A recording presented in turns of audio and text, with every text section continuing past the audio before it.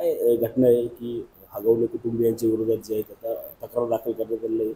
अजित पवारांच्या राष्ट्रवादीचा तो पदाधिकारी असल्यामुळे कुठेतरी दबाव वापरून 2 दिवस तक्रार न दिल्याची खंत जी आहे ती आता कुटुंबियांकडून व्यक्त करण्यात आली.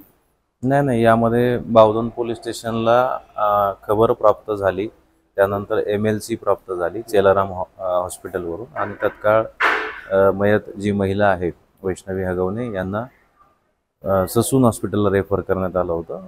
जशी खबर मिळाली तत्काळ पोलीस त्या ठिकाणी गेले आणि फर्दर इन्व्हेस्टिगेशन पंचनामा केला, आणि त्यानंतर आपण आज गुन्हाही दाखल केलेला आहे BNSच्या रिलेव्हंट सेक्शन अंतर्गत.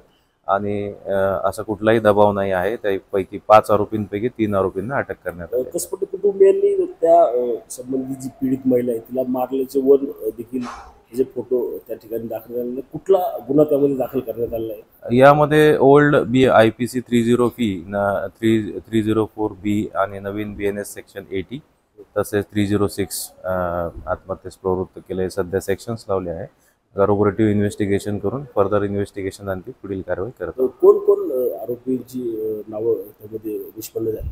यामध्ये सासू सासरे, दीर ननंद आणि पती असे 5 आरोपी आहेत. काय त्यांची नावं आहेत त्यांची?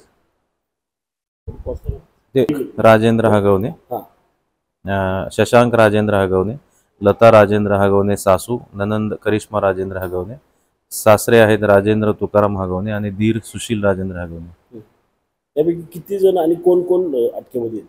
यामध्ये पती अटकेत आहे, तसेच